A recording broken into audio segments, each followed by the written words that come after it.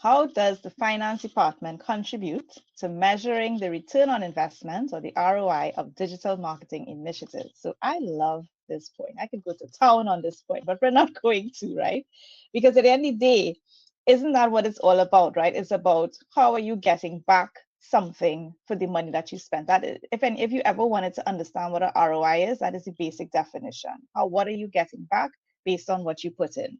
So finance provides the framework. So how does finance contribute? Well, finance gives you the framework to and the tools to track the financial results of digital marketing campaigns.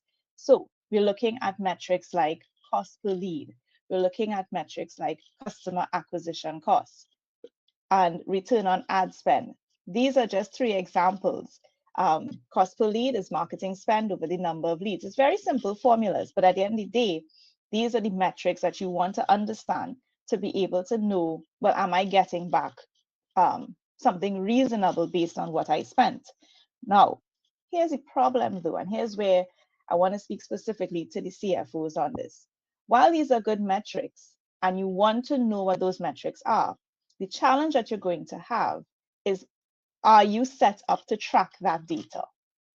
Are you set up to capture the data in the way that it will allow you to make this calculation, right? If you're not tracking sales by geography, let's just say you're a company that operating in different areas, or you have different product lines. If you're not tracking the sales down to the product or down to the geography, or even if you're not tracking sales based on where it came from, for example, how do you know how much sales came from your website versus somebody coming into your store? If you don't have the structure that allows you to make that differentiation and make that separation, you're going to find it difficult to be able to have these ROIs.